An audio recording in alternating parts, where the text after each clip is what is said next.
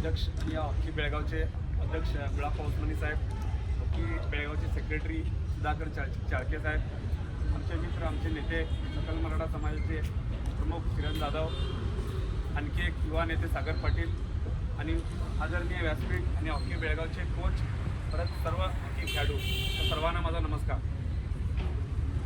पत्रकार, जोपर्यंत पत्रकार पब्लिसिटी देत नाही, पत्रकार प्रसिद्धी देत नाही, तोपर्यंत कोणताही खेळ, कोणताही माणूस मोठा होत नाही. आजवरचा ट्रेंड आहे. क्रिकेट का मोठा आहे या देशामध्ये, तर क्रिकेटला TRP भरपूर आहे आणि पत्रकारांनी मोठं केलेलं आहे. तसं त्याच धर्तीवर आम्ही हॉकी बेळगावला मोठं करण्यासाठी बेळगावच्या पत्रकारांचं योगदान व्हावं म्हणून आम्ही हॉकी बेळगावचं प्रमोशन करत आलो गेल्या 2 वर्षापासून. तर अध्यक्ष साहेबांनी सांगितल्याप्रमाणे फक्त आम्हीच नाही तर इतरही पत्रकारांना आम्ही हॉकी बेळगावचं प्रमोशन करायला लावूया आणि हॉकी बेळगावचं नाव पूर्ण देशामध्ये मोठं करूया. केवळ एकच नाही तर भविष्यामध्ये बरेच बंडू तयार व्हावेत, यासाठी आम्हा सर्वांचे प्रयत्न असणार आहेत. आम्ही ते सर्व मिळून करूया.